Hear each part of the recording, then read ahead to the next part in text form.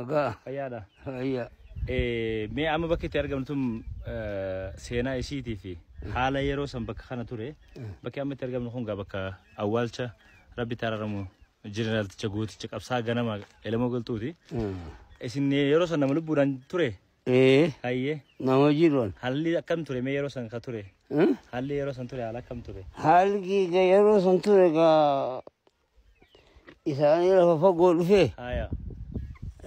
Ganama bariisa. Haya. Faanarra dhufanii. Jala dhufanii? Jala dhufan. Haya. Akkatti asiin ol dhufan isaanii jala dhufanii jarri kun jala dhufee leema faana jala dhufan. Jara hundee fi Sheekh Jamaal tokko Haajii tokko goojjoo rafanas achi. Goojjoo tana keessa?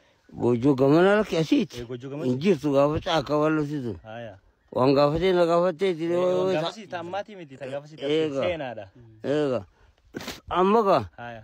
Jara chira feesan faana argatanii gaa jara santi dhufanii. Haya.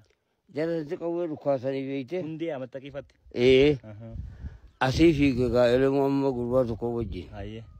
Dhaqee jara isaanitti dhukaasisan kilaashin akkatti. Lafa naqe. Lafa naqee. Haya. Midhaan keessana dhaanjee gadoo fiige.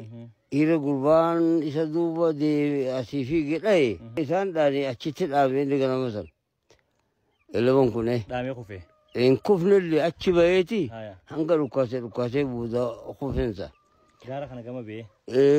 Gamallee hin baane. Uururaan naannaa san dhaqallaan naannaa Bishaan jiru san. Bishaan jiru san. Haroo rabaa. Haroo rabaa asuma asii gadi xiqqoo. Haroo rabaa tanumaa mee farmasii tana? Tanaa miti xiqqoo tanaa gatafte. Haya. Bootan isii. Haya. Tanaa gatafte haruma rabaa jennaan tanaanis. Gaafa awwaalchisaa bakka kanatti argamtaniisin? Hin jiru lakki. Hin jirtani? Gaafa awwaalcha hin jiru. Namni ni sodaati gaafa san dubbiin. Gaafa ni sodaata halkan boollatti darbanii beektaa eegaa biyyuun baratamee ijoolleen qeeroodha. Egaa biyyi aangootti dhufee bakka kunuu akkana ijaaramte? Eegaa. San duraa namni qabriin gaaruma keessa jirti? Eenyu nama dhiisa lama sirra dhufu hoggas. Sittuun dhiisanii? Allah. Gidee ayyaana waraana irra bulaa mi halkanis irra bulaa halkanis irra oola. Ni eegan? Ni eeganii. Okay. Gaafas ni eegan. Mee. Elemoo faana eega dhumani malee. Hoggaasanii jiru jarran. Goojjoo tana keessa bakka kanatti goojjoo jaaratee keessa jiraataa tureeti elemoon? Muka kana waajjira isaati dha. Muka kana waajjira isaati? Harrachaanu kun. Mukni achaanu suni? Kun durumaa ni jira jechuun mukni sun? Ni jira. Gaaddisa isaati inni achuma jalatti. Waajjirri isaa tokko kana. Tokkoon Oromoo jira. Jaallan qabsoo isaa asumatti dhufanii isa dubbisu? Eegaa namni biyya sanaan dubbisa gaa hoggas. Hoggasan dhokateetu mallee ta'u? Ni dubbata. Inni qomu isaa jiraataas? Maali xiqqoo waraana ni qaba. Hanga nama jaha torbaata kan dhabu kam. Waraana ni qaba agas? Ni qaba. Gameessa maati rabbiin itti araaramu. Isinilleen duba amma umrii teessan garamitti geessanii jirtan jettanii yaadan nama guddaa dhagaa amma. Ana wanta. Anto hoggaan isaa busoora 90 tana ga'e kam. Maasha Allah ammallee umrii dheeradha namni seenaa akkanaa kun nama keessa buluun gaariidha.